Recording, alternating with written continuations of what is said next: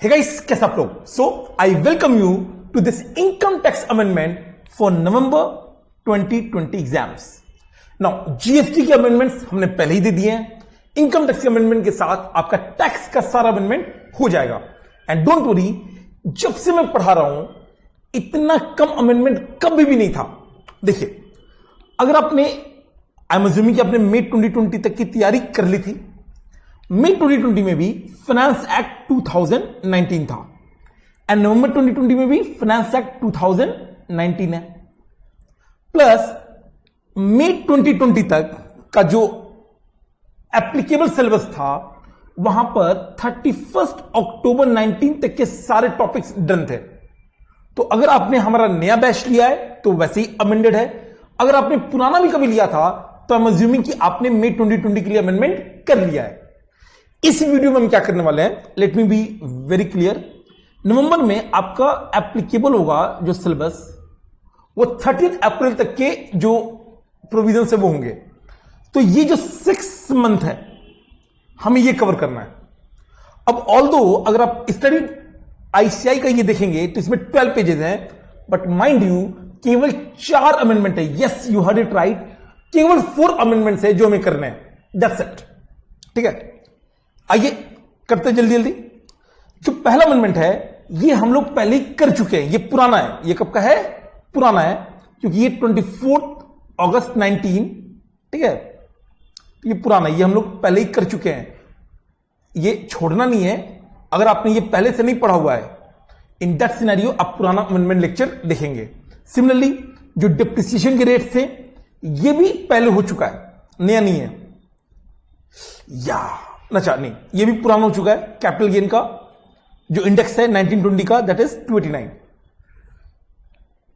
ये है जो पहली बार एकदम नया आया है, ब्रांड न्यू एंड बहुत ही खूबसूरत टॉपिक. देखिए, पहले हेडिंग देखते हैं. हमारे पास अपने नोट्स हैं, don't worry. Notification of class of person, receipt of immovable property from whom would not attract the provision of section 56 to 10. देखिए, एक तो ये जो अमेंडमेंट नोट है ये आपको मिल जाएंगे हमारे टेलीग्राम चैनल से. Kishan Kumar classes Telegram channel join कीजिए. टेस्ट सीरीज वगैरह भी.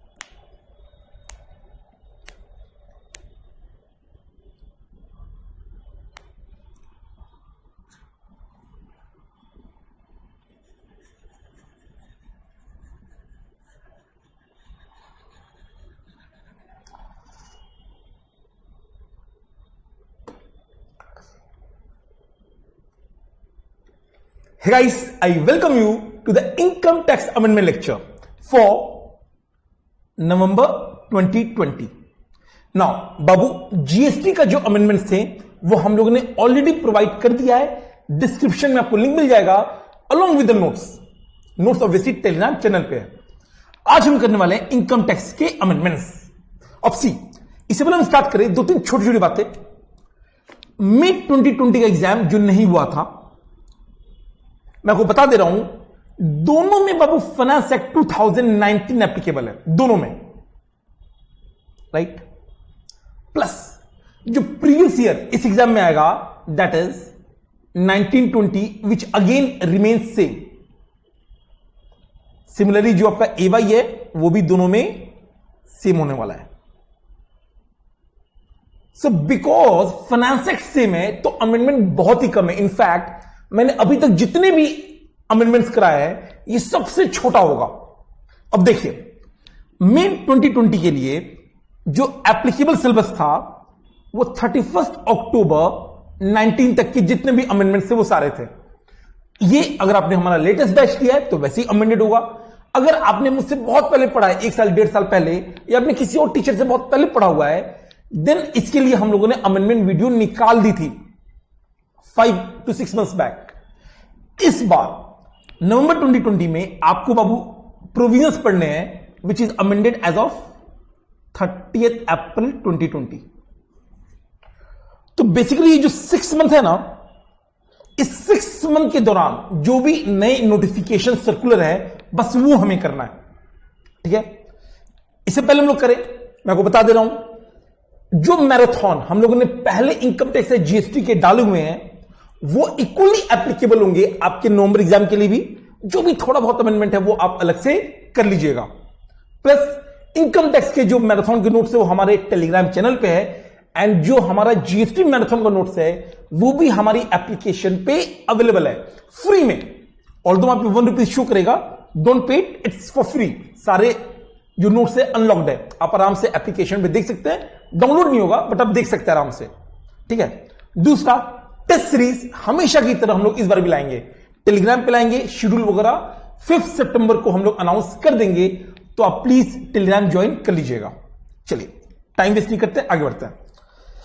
ये जो बातें हैं ये सब वही बातें लिखी हुई हैं कि जो मैंने अभी डिस्कस किया कि 30 अप्रैल तक आपको फॉलो करना है। अच्छा, जो आईसीआई ने अपना स्टैट्यूटरी अपडेट निकाला वो 12 पेजेस का है, बट माइंड यू इसमें कई सारे अमेंडमेंट्स ऐसे हैं जो पहले ही डिस्कस हो चुके हैं में एग्जाम के लिए, तो ऑब्वियसली हम लोग उसे रिपीट नहीं करेंगे। हम लोग केवल नए वाले प्रोविजन करेंगे जो आपने अभी तक नहीं देखा होगा, ठीक है। जैसे ये अभी से हमको पता है कि जो ये हायर थ्रेशोल्ड लिमिट था, हायर सरचार्ज 25% और 37% का, वो एप्लीकेबल नहीं होता है कब, अगर 111 है या 112 वाला इनकम है तो। बट ये चीजें हम लोग पहले डिस्कस कर चुके हैं। अगर आपने ये नहीं पढ़ा है प्लीज पुराना अमेंडमेंट लेक्चर जो इससे जस्ट पहले आया है रेफर कीजिएगा, नया कुछ नहीं, ये पुराना है। सिमिलरली जो पीजीबीपी है, पीजीबीपी के भी जो ये डिप्रिसिएशन रेट चेंज हो गए थे, 15% 30 हो गया था एंड 30 45, अगेन ये पुराना है। अब देखिए ना 20 सितंबर, और हमने कब तक कर चुके हैं, 31 अक्टूबर तक, इसके बाद वाले करने हैं। Cost inflation index again PY 1920 का 289, पुराना कॉन्सेप्ट है, नया कुछ नहीं है। ये है आपका पहला। अगेन हमारे पास नोट्स है, नोट्स आपको कैसे मिलेगा, हमारे टेलीग्राम चैनल पे ये भी डला हुआ है। आइए, ये बड़ी अमेंडमेंट है, मस्त मजा आएगा। Notification of class of persons, receipt of immovable property from whom would not attract provision of section 56 to 10. Don't worry. See, please जो मैं चार्ट बना रहा हूं आप मेरे साथ बनाएंगे ताकि चीजें याद रहें। देखिए 56 to 10 क्या बोलता है, ये सिंपल ये बोलता है कि अगर कोई रिसिपिएंट को कोई गिफ्ट मिल रहा है and subject to the fulfilment of condition, वो गिफ्ट टैक्स हो जाएगा। जैसे अगर कोई सम ऑफ मनी या इमूवेबल प्रॉपर्टी विदाउट कंसिडरेशन है and the value of that gift, that is sum of money और इमूवेबल प्रॉपर्टी, अगर 50,000 एक्सीड कर जाएगा तो वो टैक्सेबल हो जाएगा रेसिपिएंट के हाथ में under the head other source under section 56 to 10। ये प्रोविजन है। इसमें एक बढ़िया प्रोविजन क्या था कि अगर कोई रेसिपिएंट है जिसको इमूवेबल प्रॉपर्टी मिल रहा है फॉर इनएडिक्वेट कंसिडरेशन, आपको याद होगा इवन यहां पे जो इनएडिक्वेट कंसिडरेशन है that is stamp duty value minus consideration, ये जो वैल्यू है ये टैक्सेबल होगा if it is higher than higher of 50,000 और 5% ऑफ एक्चुअल कंसिडरेशन। ये पुराना प्रोविजन है, मैं ये लिख देता हूं, अच्छा पॉइंट है। सपोज एक रेसिपिएंट है एंड ये भाई साहब किसी से परचेस कर रहे हैं, क्या परचेस कर रहे हैं, इमूवेबल प्रॉपर्टी, जैसे लैंड एंड बिल्डिंग। कैसे, इनएडिक्वेट कंसिडरेशन। सर इनएडिक्वेट कंसिडरेशन क्या होता है, एक कंसिडरेशन फ्री में नहीं है, बट कंसिडरेशन सफिशिएंट नहीं है, और ये हम कैसे निकालते हैं? Simple, SDV minus consideration. Suppose मैं आपको 10 रुपए का पेन 6 रुपए में दे दूं, 6 रुपीज में, तो इन एडिक्वेट कंसिडरेशन कितना है? 4 रुपीज। मैं बोल सकता हूं कि 4 रुपीज गिफ्ट है, यस। अगर इसको हम लैंड एंड बिल्डिंग में ला रहे हैं तो गवर्नमेंट बोलता है ना कि ये टैक्सेबल होगा, बट इसमें कैसे देखेंगे? केवल 50,000 का लिमिट नहीं है, 2 लिमिट है। मैंने क्या बोला? ये जो डिफरेंस है इसी को मैं गिफ्ट बोल सकता हूं। सपोज अगर स्टैम्प ड्यूटी वैल्यू 1 करोड़ का है और कंसिडरेशन 60 लाख का है सपोज, तो 40 लाख इज टैक्सेबल। किसके हाथ में? In hands of recipient under section 56 to 10। आपको पता है 56 to 10 अदर सोर्स का होता है। If difference is higher then, important है, higher of 50,000 and 5% of consideration. ये बाबू पुराना कॉन्सेप्ट है, नया नहीं है ये, ठीक है। क्यों होता है? ऑब्वियसली टैक्स की प्लानिंग रोकने के लिए। अमेंडमेंट ये है कि देखिए, ये जो टैक्सेबिलिटी है इसमें कई सारे एग्जाम्पशन भी थे। फॉर एग्जांपल अगर शादी के टाइम पे मिल जाए तो एग्जाम, किसी रिलेटिव से मिल जाए तो एग्जाम। उन्हीं एग्जाम्पशंस में जो गिफ्ट की टैक्सेबिलिटी थी, वो जो एग्जाम्पशन थी उसमें एक एग्जाम्पशन ऐड हो गया। तो अमेंडमेंट क्या है? अमेंडमेंट क्या है? New exemption on receipt of land and building for inadequate consideration by certain class of persons। मैं आपको लॉजिक बताता हूं ऐसा क्यों हुआ।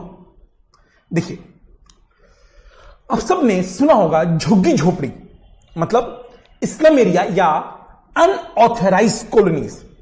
सर ये क्या होता है अनऑथराइज्ड कॉलोनीज?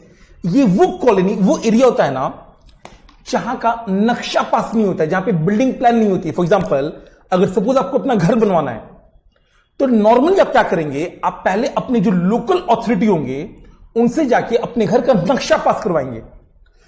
वो अथॉरिटी वो नक्शा पास करती है, बट कई बार क्या होता है कि मान लो जगह खुला पड़ा हुआ है, 20 साल 30 साल पहले लोगों ने वहां पे पहले छोटा छोटा झुग्गी झोपड़ी बनाया, फिर उसको पक्का मकान बना लिया, बट अभी भी वो ऑथराइज नहीं है, वो सरकारी जमीन पे था, कोई नक्शा पास नहीं हुआ, उसको हम बोलते हैं अनऑथराइज्ड कॉलोनीज। कई बार गवर्नमेंट ऐसी कॉलोनीज को तोड़ देती है, ऐसा होता है कई बार, बट कई बार ना स्पेशली जब इलेक्शन आता है तो गवर्नमेंट वोट बैंक पॉलिटिक्स के चक्कर में उसको रेगुलराइज कर देती है। एंड सही भी है, अगर कोई आदमी एक जगह पे 40 साल से रह रहा है घर बना के, तो ठीक है ना, उसे रेगुलराइज कर दीजिए, ऐसा होता है। अब रिसेंटली आपको पता होगा दिल्ली में इलेक्शन हुए फरवरी में इलेक्शन के 2 महीने पहले अराउंड नवंबर दिसंबर के टाइम पे बीजेपी सरकार थी, उन्होंने क्या बोला सुनिएगा ध्यान से, कि दिल्ली में ना कई ऐसे कॉलोनीज थे, उन सबको ऑथराइज कर दिया। उन सबको क्या किया? ऑथराइज कर दिया। अब देखिएगा क्या हुआ है। एक रेसिडेंट है, ध्यान देखिएगा बाबू, एक रेसिडेंट है ऑफ इमोल प्रॉपर्टी इन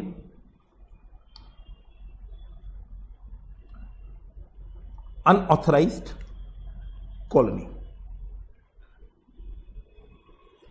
मैं फिर कह रहा हूं, अनऑथराइज्ड कॉलोनी क्या होता है? जिसका नक्शा पास नहीं होता है, जिसका नक्शा पास नहीं होता है, वेयर लेआउट या building plan is not approve. Normally local authority approve करती है।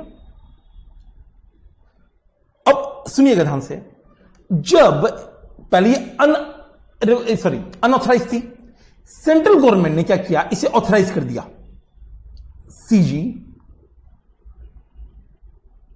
regularized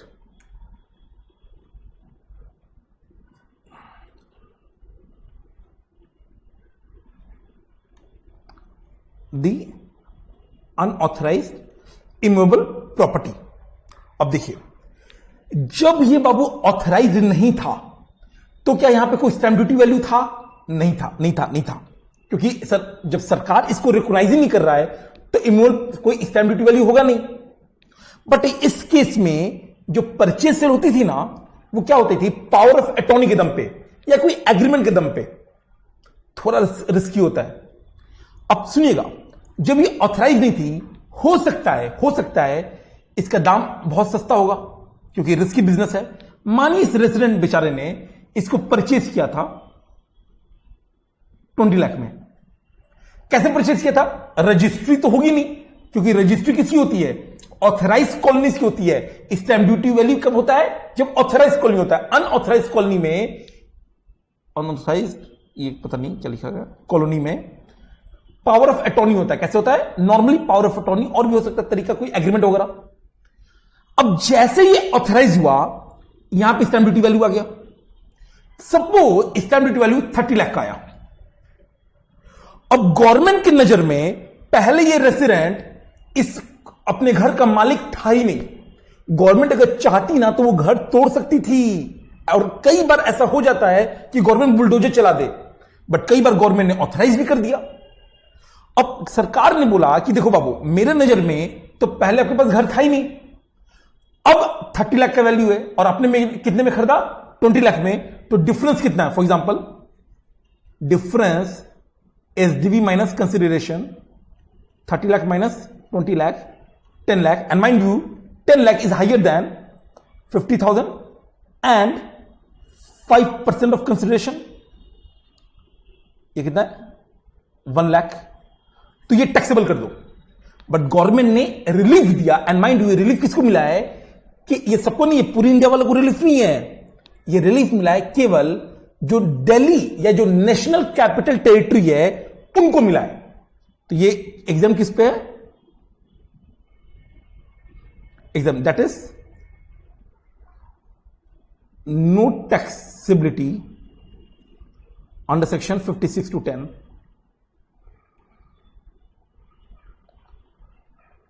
in case of NCT of Delhi. तो बाबू ये पूरे इंडिया को नहीं मिल रहा है। ये जो सर्टेन क्लास ऑफ पर्सन है ना, ये केवल किसको मिल रहा है? रेसिडेंट ऑफ अनऑथराइज कॉलोनी, वो भी कहां से? जो दिल्ली के आसपास है उनके लिए। That's it. बेसिकली इलेक्शन के कारण ऐसा हुआ था और गवर्नमेंट ने इस पर टैक्स माफ कर दिया। कैसे माफ कर दिया? क्योंकि गवर्नमेंट की नजर में भले आपने 20 लाख में खरीदा है, बट गवर्नमेंट की नजर में तो आप अभी मालिक हो ही नहीं। मालिक कब हो गए आप? जब आपको ये रेगुलराइज किया गया। अब आप मालिक हो कितने के? 30 लाख की प्रॉपर्टी के। आपने परचेज कितने में किया? 20 लाख। तो ये जो डिफरेंशियल है, इसको गवर्नमेंट ने बोला हम टैक्स नहीं करेंगे। आई थिंक बिल्कुल जस्टिफाइड है। देखिए,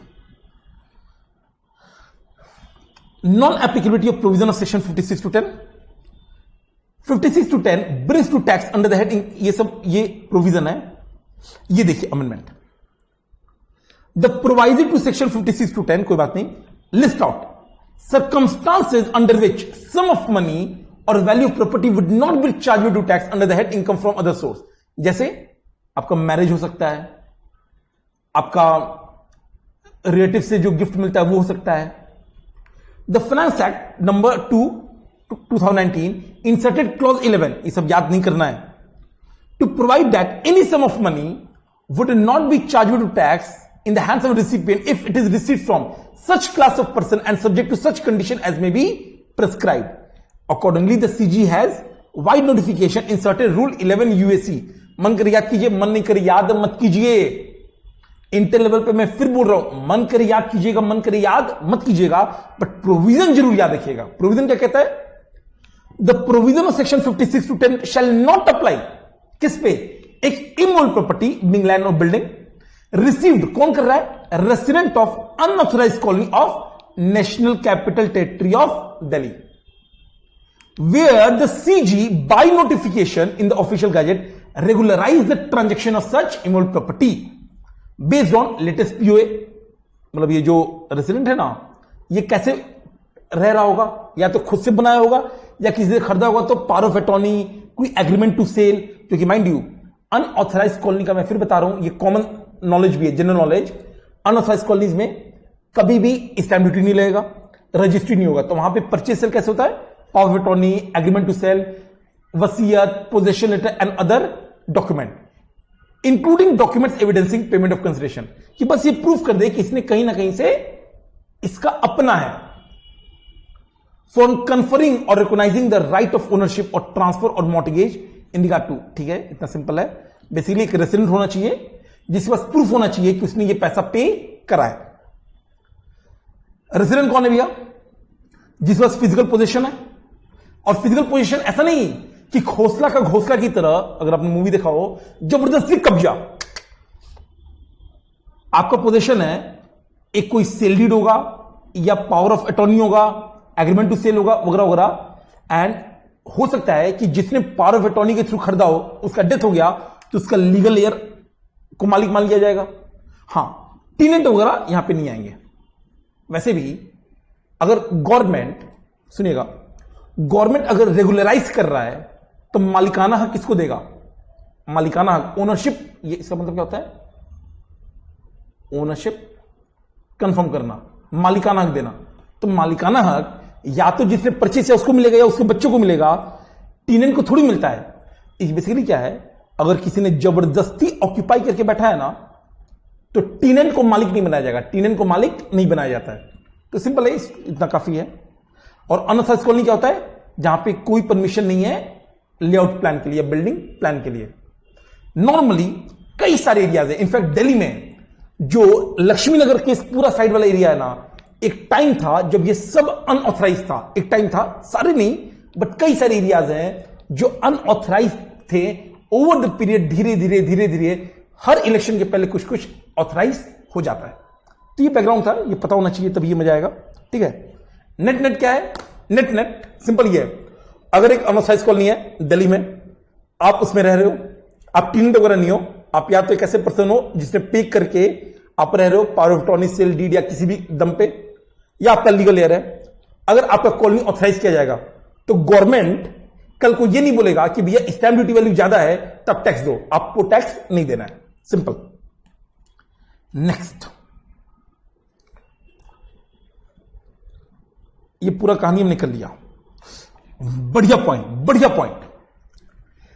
permissible other electronic mode prescribe for the purpose of certain section, again अब देख रहे हो 31 अक्टूबर के बाद वाला है।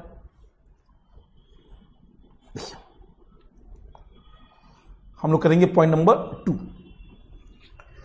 आपको याद होगा कि कुछ ऐसे सेक्शन है जहां पे एक पेमेंट मोड प्रेस्क्राइब्ड है, अकाउंट पे चेक, अकाउंट पे draft and electronic clearing system. याद कीजिए कहां कहां है, केसेस वेयर पेमेंट वॉज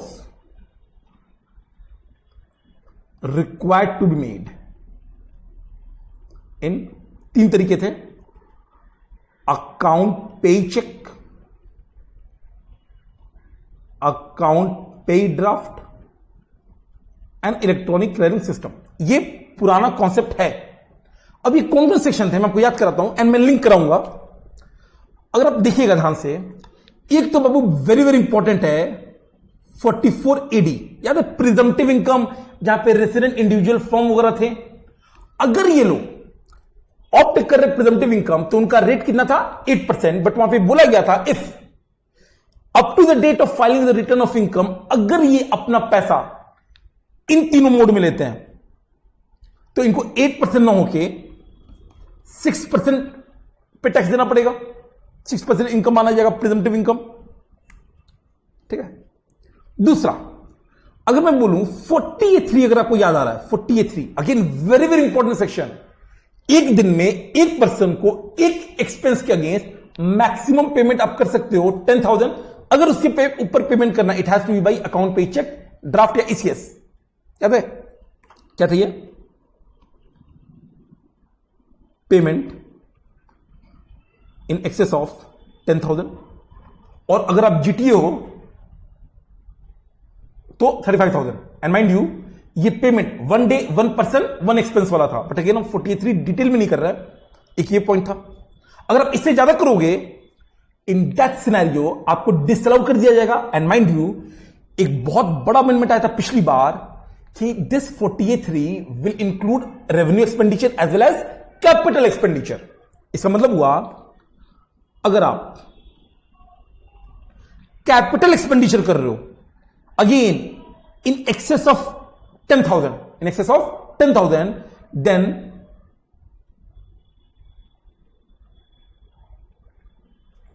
मैं लिख दूं if capital asset purchased of value exceeding 10,000 other than 3 modes, तो mind you no depreciation, basically उस असेट को ब्लॉक का पार्ट बनने ही नहीं दिया जाता था। एक्चुअल कॉस्ट, ये क्या है एक्चुअल कॉस्ट वाला सेक्शन।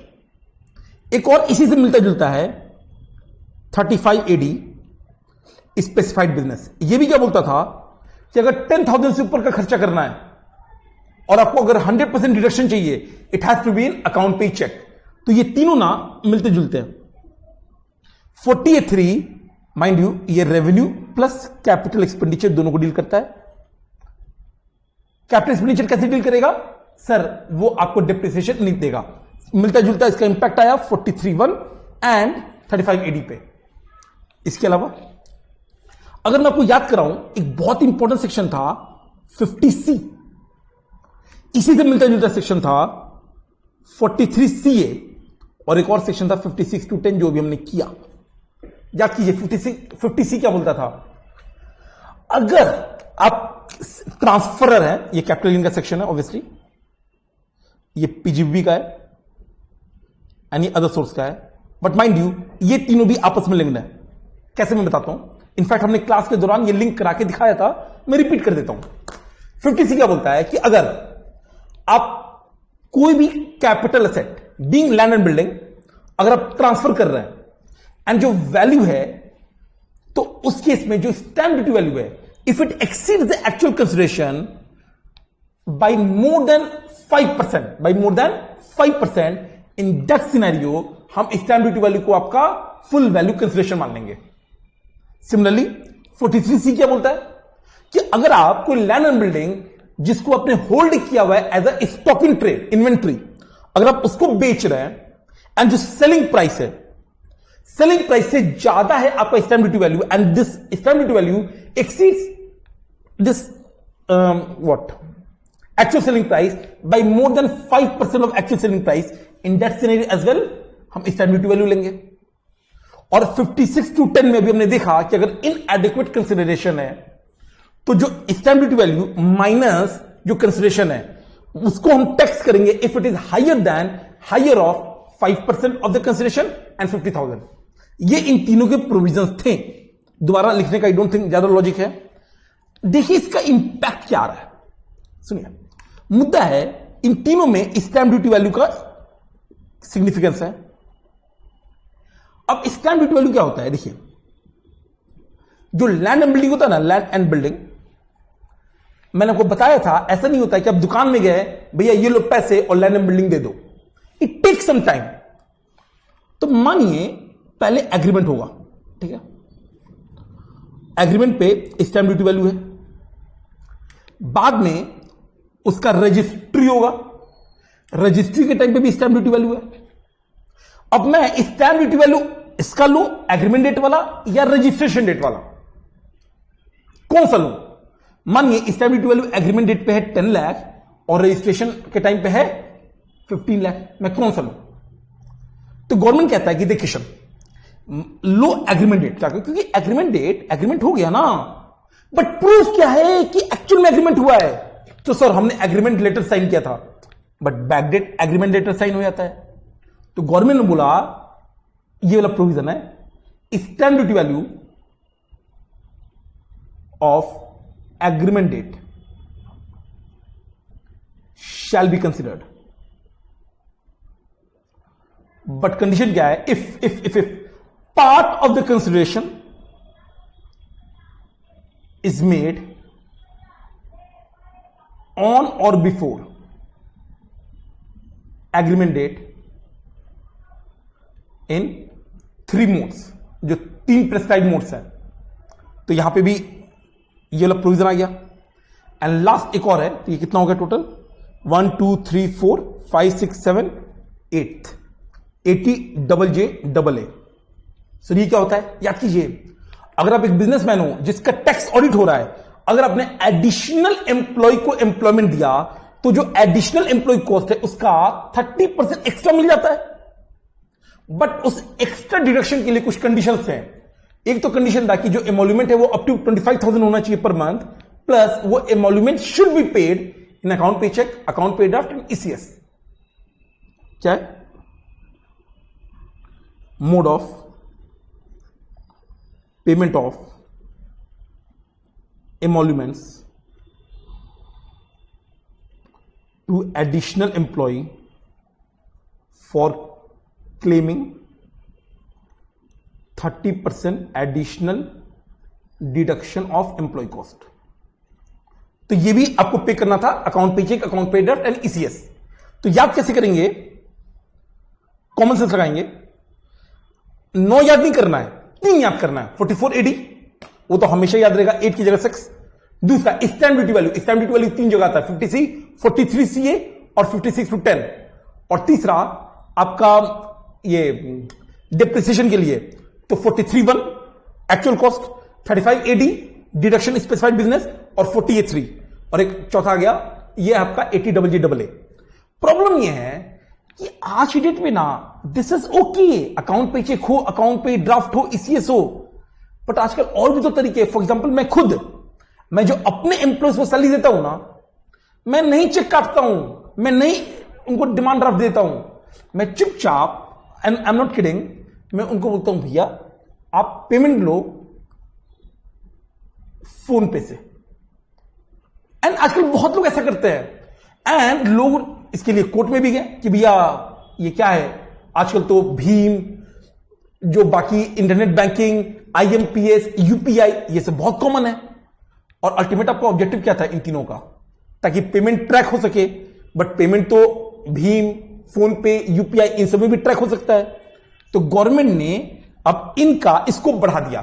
सरकार कह रहा है कि ये जो 9 के 9 सेक्शन है, 1 2 3 4 5 6 7, सॉरी जो 8 सेक्शन है, आप ये 3 मोड यूज कर सकते हैं। इसके अलावा क्रेडिट कार्ड, डेबिट कार्ड, ये सब भी कर सकते हैं।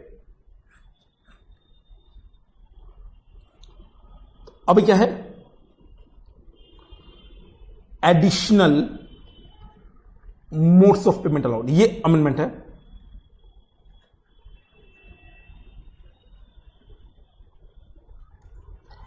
क्या क्या?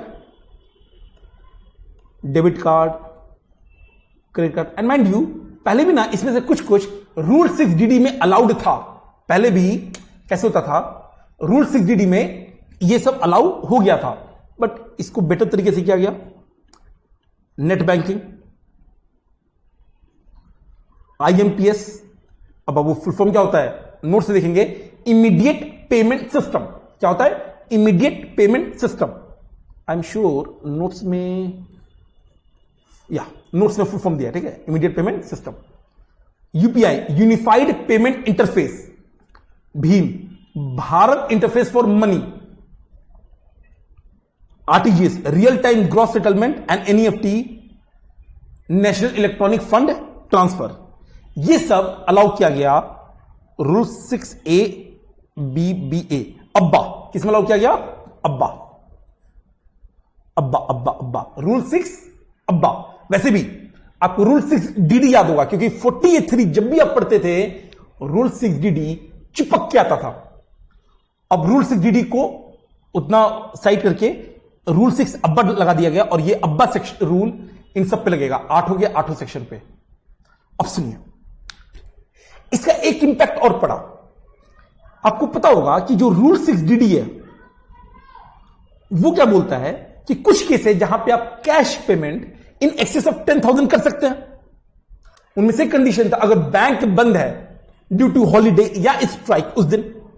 बट सरकार ने सोचा कि बैंक बंद है, बट क्या आईएमपीएस बंद होता है? ना, हमेशा चलता है। भीम, यूपीआई, फोन पे वगैरह हमेशा चलता है।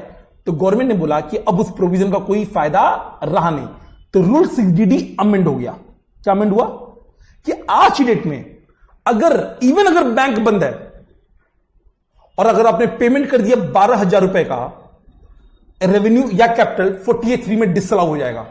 आप ये नहीं बोल सकते हो कि बैंक स्ट्राइक या हॉलीडे के कारण बंद है, सरकार कह रहा हमने दिया तो इतना ऑप्शन दे दिया। और आज की डेट में कौन जाता है बैंक? आप तो नहीं जाते होगे, मैं भी नहीं जाता हूं। तो ये क्या है? Rule 6DD amended. Now even if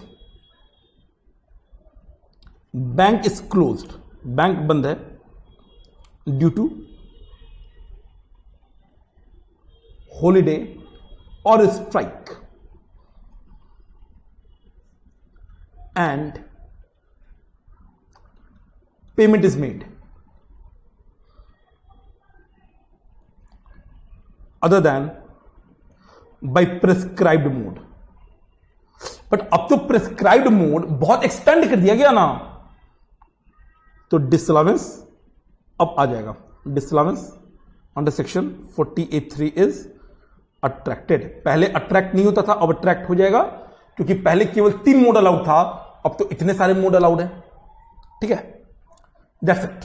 ये अमेंडमेंट था, ये सब आप रीड कीजिएगा। ये सारा देख रहे हैं 35AD 48(3), ये ना 35AD सबसेक्शन 8 याद करने की जरूरत नहीं है। मैं कह रहा हूं याद करने का जरूरत नहीं है, and this I am saying with all my authority. आप 35AD याद कर लीजिए। जहां पे इंपॉर्टेंट होता है, जैसे 48(3) वो मैं बोल देता हूं भाई, काफी है। 43(1), 44AD, CA, ये सब हो गया। इसको ना आप ऐसे कर सकते हैं, ये 3 एक साथ है, देन ये 3 एक साथ है, और ये दोनों अकेले हैं। 6 अब आ गया। Next, very very important, section 194M। Again ये सेक्शन पुराना है, उस सेक्शन में कुछ एडिशन हुआ है, देखिएगा। वो 194M अगर आपको याद होगा, एक बहुत ही बढ़िया सेक्शन था। इस बार फाइनेंस एक्ट 19 का एक मेजर अमेंडमेंट था इस सेक्शन का इंट्रोड्यूस होना। क्या बोलता था ये सेक्शन? मैं लिखूं क्या ये सेक्शन? मैं पहले बोल देता हूं, फिर लिख दूंगा कि अगर कोई एक इंडिविजुअल है या फर्म है, सर इंडिविजुअल एचयूएफ हो रहा है, इंडिविजुअल एचयूएफ जिनका ऑडिट नहीं हो रहा है, और ये लोग अगर पेमेंट कर रहे हैं फॉर कॉन्ट्रैक्ट ऑफ वर्क, जो 194C वाला है, प्रोफेशनल सर्विस 194J वाला, या कमीशन 194H वाला। अब 194CJH, इन तीनों में जो डिडक्टर होता है, जिसको डिडक्ट करना होता है, अगर आपको याद आ रहा है, तो deductor is the person other than individual HUF who is not level for tax audit. यानी अगर कोई इंडिविजुअल है और सपोज वो 194C के अंदर फंस रहा है, नहीं फंसेगा। क्यों? क्योंकि 194C डज नॉट इंक्लूड एक इंडिविजुअल एचयूएफ जिसका ऑडिट नहीं हो रहा है। अब सरकार ने क्या देखा कि कुछ कुछ सैलरीड पर्सन मोटा खर्चा कर रहे हैं केटरिंग सर्विस पे। बेटी का शादी है या बेटे का शादी है, आजकल दोनों चल रहा है, दोनों चलता है। बेटा बेटी जिसका भी शादी है, 1 करोड़ का केटरिंग सर्विस दे दिया, और जब सरकार टैक्स मांग रहा है तो वो सैलरीड पर्सन क्या कर रहा है? मेरा तो ऑडिट होता नहीं है, मैं तो 194C में फंसूंगा नहीं। गवर्नमेंट ने बोला अब बाबू फंसोगे, बट वहां पे लिमिट अगर आपको याद हो 50 लाख का लिमिट था। देखिए मैं फिर भी लिख देता हूं, एक जगह रहेगा, मजा आएगा। अगर कोई रेसिडेंट सर्विस प्रोवाइडर है, ठीक है, अगर ये सर्विस देता है, कौन सा? कॉन्ट्रैक्ट फॉर वर्क, ये 194C वाला है, या प्रोफेशनल सर्विस 194J वाला, या कमीशन 194H वाला। माइंड यू, ये इंश्योरेंस कमीशन नहीं है, 194D वाला नहीं। किसको दे रहा है? किसी सर्विस रिसीवर को। अब ऑब्वियसली सर्विस रिसीवर क्या करेगा? पे करेगा। बट अगर ये सर्विस रिसीवर, जिसको मैं प्यार से बोल सकता हूं पेयर, क्योंकि बाबू ये पे करेगा, तो ये कौन हो गया? पेई। पे करेगा तो टैक्स डिडक्ट करना पड़ता है, डिडक्टर, तो ये कौन हो जाएगा? डिडक्टी, अलग अलग नाम है। अब अगर ये एक ऐसा इंडिविजुअल एचएफओ जिसका ऑडिट हो रहा है तब तो 194C JH में फंसेगा। बट अगर ये कोई इंडिविजुअल हो या HFO not liable for tax audit, okay, तो इसका बाबू टैक्स ऑडिट नहीं हो रहा है, तो ये 194C JH में नहीं फंसेगा। प्लस इवन अगर ये इसका ऑडिट हो रहा है, अगर पर्सनल पर्पस है, तो अगर आपको याद आ रहा है 194C और 194H, सॉरी क्या बोल रहा हूं मैं, 194C एंड 194J में पर्सनल वाले को टैक्स टीडीएस का रिक्वायरमेंट नहीं आता है। यानी अगर सपोज कोई रजिस्टर्ड पर्सन है, वो अगर अपने बेटा बेटी की शादी के लिए कोई मेजर कॉन्टैक्ट का सर्विस ले रहा है, उसको भी टीडीएस काटने की जरूरत नहीं थी। 194M बोल रहा है अब होगी। कब होगी? अगर जो एग्रीगेट अमाउंट किसी एक पर्सन को पेड या क्रेडिटेड एक्सीड कर जाए 50 लाख, कितना? 50 लाख, देन 194M के अंदर टीडीएस काटना पड़ेगा एट 5%। तो ये पुराना प्रोविजन है, इसमें कुछ नया नहीं है। अब सुनिए, इतना मैं पढ़ा चुका था, बट प्रॉब्लम यह आया कि बेटा जो भी पैसे काटता है टीडीएस, क्या वो टीडीएस काट के पैसे भी पा सकता है? ना ना ना, इनको ना 4 काम करना है। पहले तो डिडक्ट करना है, डिडक्ट करने के बाद गवर्नमेंट को पे करना है, पे टू गवर्नमेंट, एंड केवल पे नहीं करना है, रिटर्न भी फाइल करना है। और केवल रिटर्न नहीं, टीडीएस सर्टिफिकेट भी देना है टू पेई। बाबू ये 4 कंप्लायंस है जो करने होते हैं। डिडक्शन तो करना बड़ा सिंपल है। अगर सपोज 60 लाख आपने पेमेंट किया तो आप 3 लाख 5% डिडक्ट कर लीजिए। बट ये 3 लाख रुपया, और सपोज मैं एग्जांपल दे रहा हूं 60 लाख का, अगर 3 लाख रुपया आपने डिडक्ट किया, अब इसे आप क्या करेंगे? पेमेंट करना पड़ेगा। ये बातें, ये आपको अमेंडमेंट है। सरकार बोल रहा है जिस महीने में ये डिडक्शन हुआ है वो महीना एंड होगा with in 30 days. With in 30 days आप गवर्नमेंट को पे कीजिए, with in 30 days central government को, इलेक्ट्रॉनिकली, मैनुअली नहीं, इलेक्ट्रॉनिकली। तो एक तो कैसे पे करना है? इलेक्ट्रॉनिकली गवर्नमेंट को। कितने दिन के अंदर? जिस मंथ में ये डिडक्शन हुआ है, मंथ एंड के विद इन 30 डेज। प्लस ये पर्सन हमेशा तो ये काम करता नहीं होगा, तो ये रिटर्न नहीं फाइल करेंगे, ये 26QD एक चालान कम स्टेटमेंट दे देंगे। देखिए, अच्छा, इनको ना टैन नहीं चाहिए होता है, नो टैन रिक्वायर्ड, ये पुराना कॉन्सेप्ट है। देखिए, डिडक्टर ने पैसे काट लिए, अब क्या करेगा? सरकार को देगा। Deduction shall pay tax deducted under section 194M to CG. अच्छा, सीजी को कैसे होता है? सेंट्रल गवर्नमेंट का या तो आरबीआई या स्टेट बैंक ऑफ इंडिया या अदर ऑथराइज बैंक में अकाउंट होता है, उसमें कैसे? पहला कीवर्ड इलेक्ट्रॉनिकली।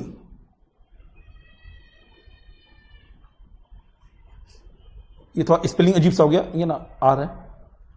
कितने दिन के अंदर?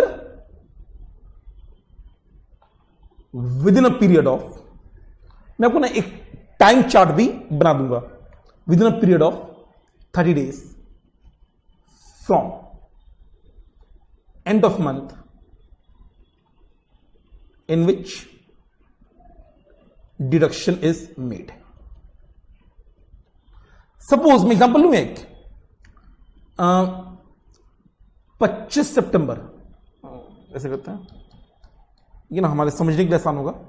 सपोज हमने पे किया एक्चुअल में 60 lakh, just for example, on 25 September 20, just for example.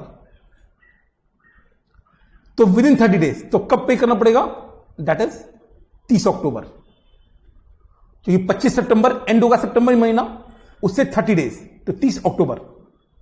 दूसरा, क्या अकेले? नहीं नहीं, रिटर्न। बट रिटर्न तो तब होता है ना जब नॉर्मली हो, ये तो कभी कभी होगा। तो गवर्नमेंट बोलता है रिटर्न की जरूरत नहीं है, रिलैक्स, एक सिंपल चालान कम स्टेटमेंट दे देना 26 QD अलॉन्ग विथ चालान, मतलब वैसे भी आप पेमेंट करोगे चालान के थ्रू, तो रिटर्न की जगह आप एक स्टेटमेंट दे देना इन फॉर्म नंबर 26 QD, याद कर सकते हैं क्योंकि अमेंडमेंट है, आ सकता है। दूसरा, आपने डिडक्ट कर लिया, पे कर लिया, रिटर्न और पेमेंट यहां पे मर्ज कर दिया गया। पेई भी तो बोलेगा बेटा मेरा टैक्स काटे हो, सर्टिफिकेट दो, तो आप सर्टिफिकेट दीजिए, आप सर्टिफिकेट दीजिए विद इन 15 डेज। कितने दिन के अंदर? Within 15 days 16D form. Last point, deductor shall furnish TDS certificate to payee, पेई मतलब जो सर्विस प्रोवाइडर है, इन फॉर्म, आपको याद होगा फॉर्म 16 वगैरह होता था, 16D, कितने दिन के अंदर? Within 15 days, within 15 day from due date of furnishing challan cum statement. मोटा मोटा मैं ये बोलना चाह रहा हूं, देखिए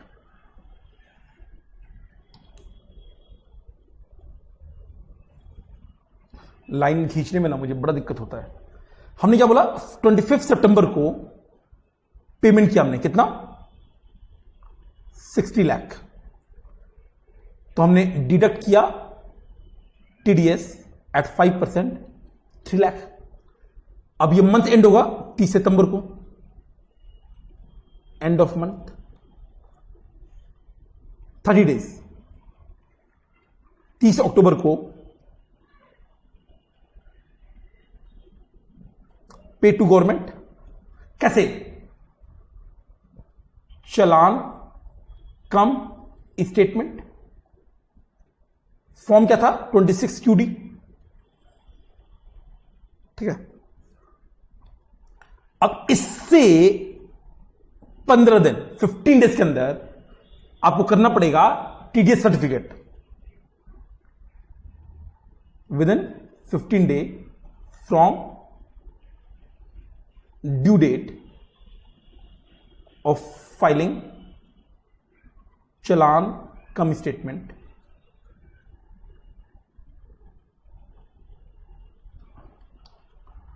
Deductor shall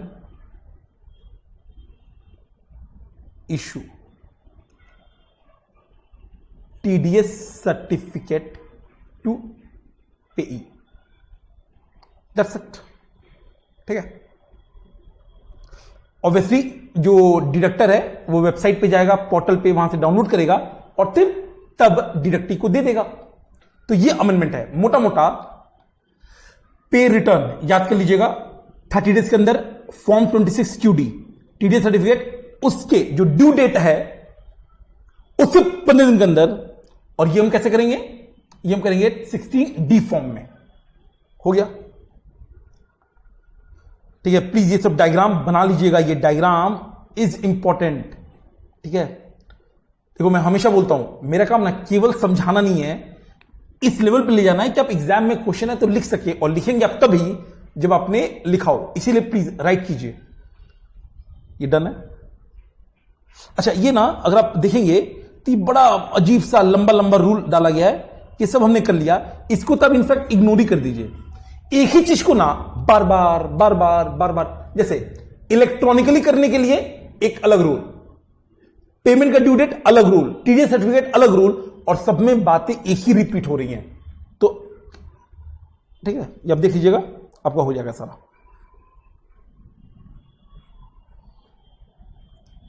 आगे देखते हैं।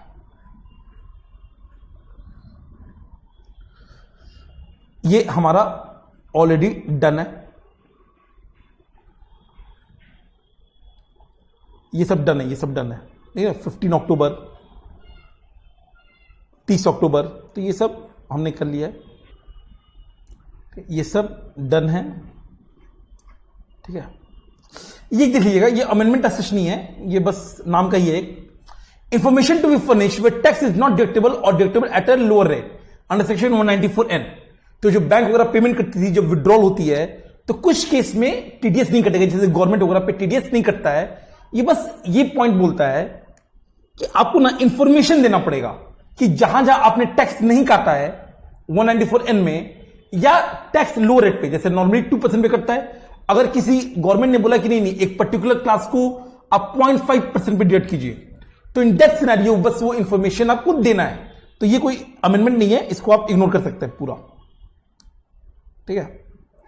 ये सब अगेन अक्टूबर के पहले का है। 194N, दिस इज इंपॉर्टेंट, ये हमने करा दिया आपको पूरा, दिस इज एंटायरली डन। ये देख लो अलग अलग जो रूल्स है, ये ना एक ही चीज को बार बार कह रहा है, तो हम लोगों ने करा दिया। Last, provision for filing of return of income and self assessment.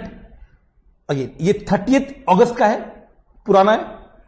ये देखिए, date for intimation of Aadhaar number to the prescribed authority extended.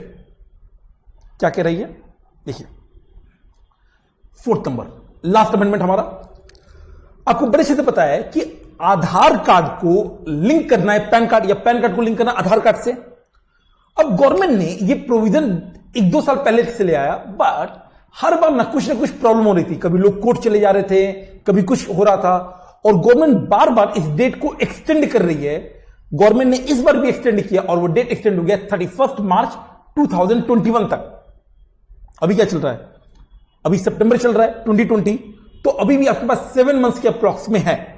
तो अमेंडमेंट क्या, सिंपल, जो लास्ट डेट है फॉर लिंकिंग, लिंकिंग को हम एक और वर्ड बोलते हैं इंटीमेट करना, लिंकिंग पैन एंड आधार, वो एक्सटेंड कर दिया गया है 31 मार्च 21। बट माइंड यू, अगर बेटा आपको रिटर्न फाइल करना है तो रिटर्न में आपको यह कोट करना मैंडेटरी है। क्या हो रहा है, coating of Aadhaar while filing ROI. भले आप लिंक कराओ मत कराओ वो अलग चीज है। देखिए समझिए, क्या सारे पैन वालों को, हर किसी के पास जीसस पैन है, क्या सबको रिटर्न फाइल करना है? नहीं, रिटर्न फाइल करने के लिए आपका इनकम एक लिमिट से ज्यादा होना चाहिए, बेसिकली बेसिक एग्जम्पशन से ज्यादा होना चाहिए। अब द थिंग इज कि अगर आपको रिटर्न फाइल नहीं करना है, इन दैट सिनेरियो आपको आधार कोड करने की जरूरत नहीं है, आप लिंक बाद में करा सकते हो। बट अगर आपको रिटर्न फाइल करना है तो आधार कोड करना मैंडेटरी है। तो देखिएगा, the date has been extended. अच्छा, ये कोड किसको करना है? ये नहीं, हमने पहले करा दिया था, प्रिंसिपल डीजीआईटी सिस्टम या principal director of income tax system. पहले ये डेट 31 सितंबर 19 तक, उसको बढ़ा के किया गया था 31 दिसंबर 19 तक, फिर 31 मार्च 20 तक, अब कर दिया गया इफेक्टिव हमारा 31 मार्च। But this one is important, not standing the last date of intimating या linking of Aadhaar number with PAN being 31 March 21, it is clarified that with effect from 1 April 19। हमारा ईयर पीवाई 1920 तो है। It is mandatory to quote and link Aadhaar number while filing return of income. तो अगर आप return file कर रहे हैं for, या ऐसे कर लीजिए with effect for, then quote भी कीजिए, एंड ऑब्वियसली कोट करेंगे तो लिंक भी करना पड़ेगा। कोट एंड लिंक कीजिए कब? अगर रिटर्न फाइल कर रहे हैं। अगर रिटर्न फाइल नहीं करना है तो कोई दिक्कत नहीं है, आप बाद में कर सकते हैं। जैसे कई बार मैं अपने क्लास में बोलता हूं बच्चों को कि बाबू आप प्लीज अपना पैन कार्ड लेके रखिए। अगर आप अपना पैन कार्ड लेके रख रहे हैं और रिटर्न फाइल नहीं करना है तो आपको लिंक कराने की जरूरत नहीं है। बट अगर आप रिटर्न फाइल कर रहे हैं विथ इफेक्ट फ्रॉम 1 अप्रैल 19, तब कोट करके लिंक कराना मैंडेटरी है। ठीक है, और इसी के साथ आपका सारा अमेंडमेंट्स समाप्त हो गया। राइट, सो एंजॉय, होप आपको ये पसंद आएगा। प्लीज इसको शेयर कीजिए जितना हो सके, ताकि और मुझे मोटिवेशन मिले और मैं और करूं। All the best, take care, bye bye.